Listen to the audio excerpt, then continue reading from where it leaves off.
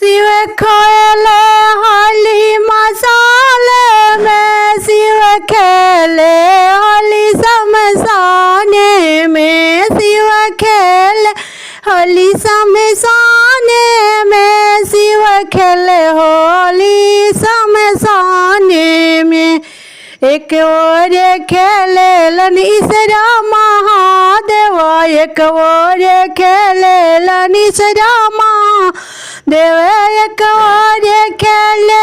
नगवा शमशाने में, एक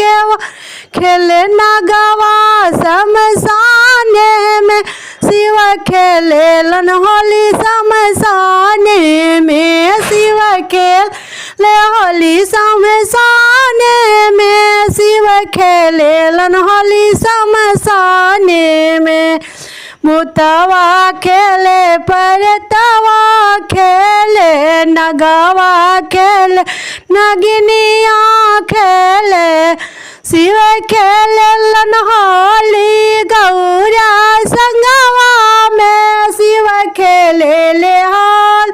गौरा संगवा में, शिव खेले ले होली शमशाने में, शिव खेले ले होली शमशाने में। राम भी खेले लछन होली खेले, राम भी खेले लछन होली खेले,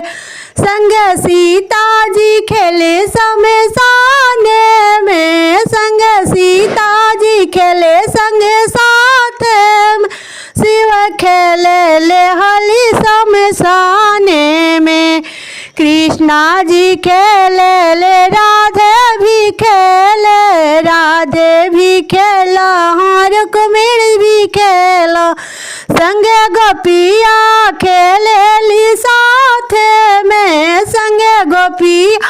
खेले